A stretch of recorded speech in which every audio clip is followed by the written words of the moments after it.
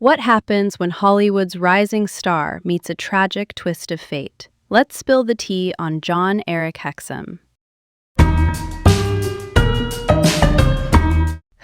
Hey, it's Emma, and today I'm feeling a mix of intrigue and sadness. So picture this: early 80s Hollywood, big hair, bigger shoulder pads, and this insanely charismatic newcomer named Jon-Erik Hexum. He was the lead on NBC's Voyagers, and then on CBS's Cover Up. He had the looks, the humor, the action hero thing down. And then a shocking on-set accident in 1984 ended everything at just 26. Big yikes. Let me set the scene with a quick personal story. I once did one of those Hollywood studio tours, the kind where they drive you past sound stages and you're like, oh my God, that's where they filmed that. Total vibe. But what stuck with me wasn't the sets. It was a surprise safety briefing. Fire lanes, live power, heavy rigs flying overhead, prop rules. I was like, wait, shoots are basically construction sites that talk. It kind of snapped me out of the glitter and into reality.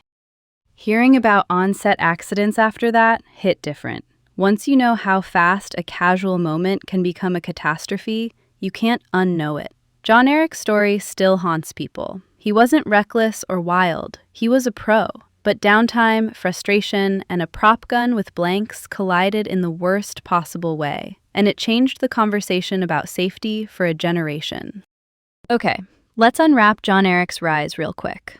He was born in New Jersey in the late 50s, raised in Tenafly by his mom Greta, who worked 2 jobs and still found money for piano, singing, and theater. That kind of hustle became DNA. In high school, he was drum major, the first male cheerleader, and student body leader, like the kid who could do pep rally and Hamlet and make them both look cool.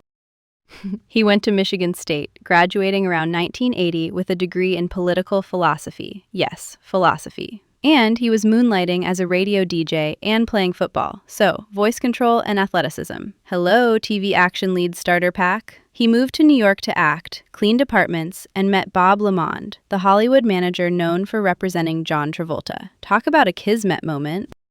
LeMond sent him to Los Angeles. The first big audition didn't land, but within a year, he booked Voyagers on NBC. The show had him hopping through history, fun and family-friendly, but with an unlucky time slot. It aired against 60 Minutes, the CBS news magazine juggernaut. Scheduling killed it more than anything on screen. That's so Hollywood, it hurts.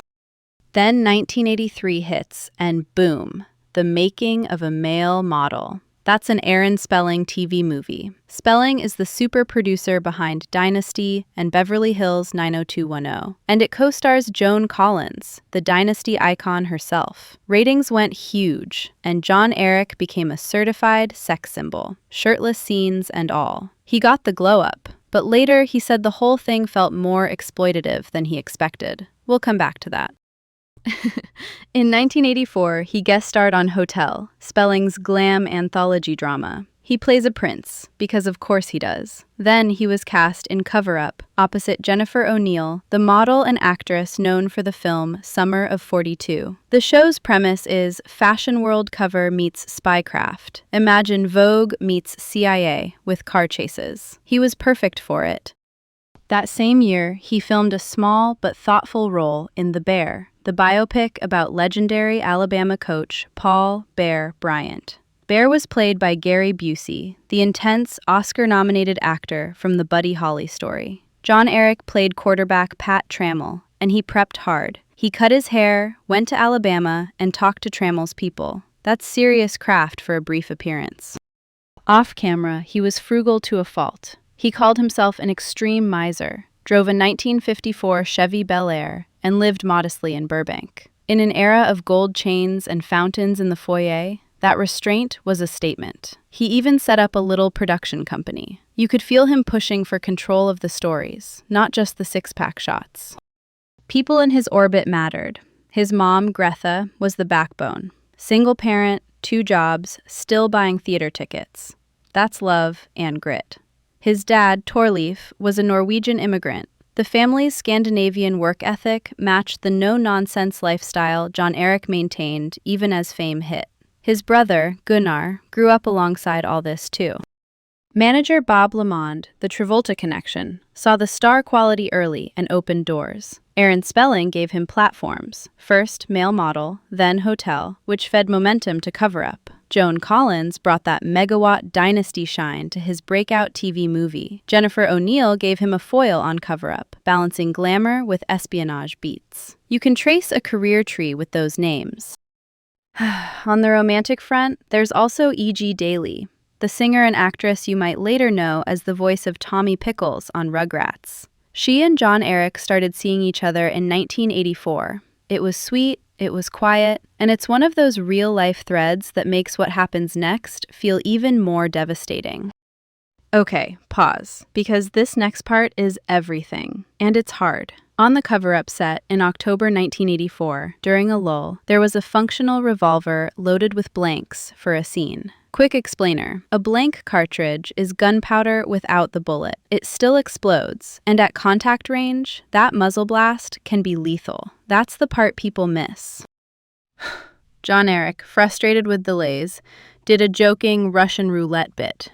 Russian roulette is that deadly revolver game where you spin the cylinder and pull the trigger on yourself. He put the blank to his right temple and fired. There was no bullet, but the blast fractured a piece of his skull and drove it into his brain. It was catastrophic. He was taken to the hospital. After several days, he was declared brain dead. Here's the part that turns tragedy into legacy. With his mother's permission, his organs were donated. His heart went to a 30-something man in Las Vegas. His kidneys to a critically ill 5-year-old boy and a woman who'd waited 8 years. His corneas restored sight for 2 people. Donated skin helped a burn victim. That is life-saving, immediate impact. That is grace under the worst pressure imaginable. The show still had to go on because television schedules are brutal.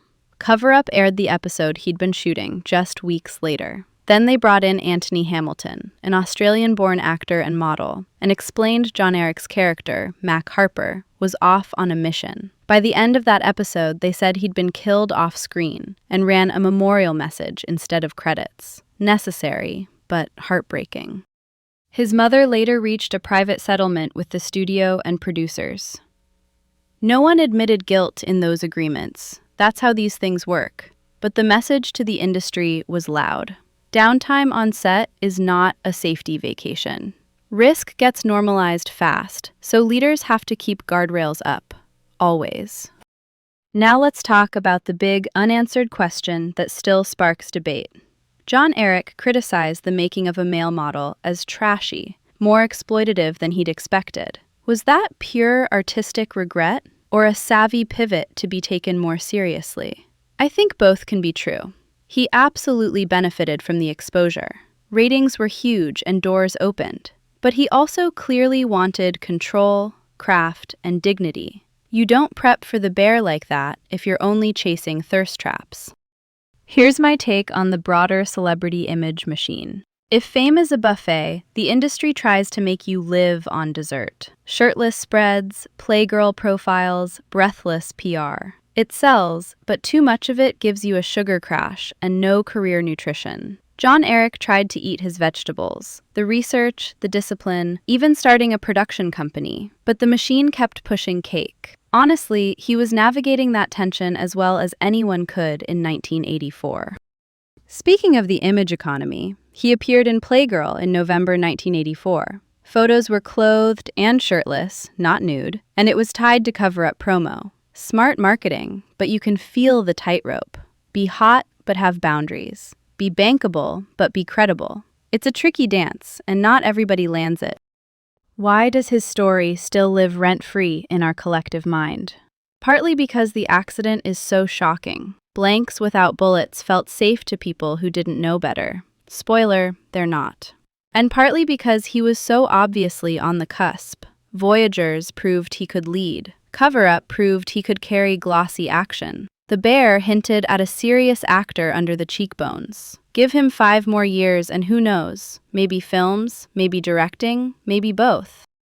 Also, let's not forget how scheduling shaped his path. Voyager's didn't fail. It got body slammed by 60 Minutes. That's a reminder that careers aren't just talent. They're time slots, gatekeepers, and luck. And sometimes the most random moment, a joke in downtime, writes the last line of the script. That's the part that keeps me up. Okay, let's move on to a quick ethics check. When media retell on-set tragedies, are we honoring or exploiting? My rule: if you center the person, explain the risk clearly, and highlight the lives saved by organ donation, you're honoring. If it's just gore and gossip, that's an epic fail. Next time, we have to talk Brandon Lee. That's the martial arts cinema royalty, son of Bruce Lee, whose 1993 on-set death during The Crow brought another wave of gun safety scrutiny. The parallels with Jon-Erik are eerie. Different mechanics, same lesson. So that's the tea, folks. Remember, even Hollywood magic has its shadows. Later.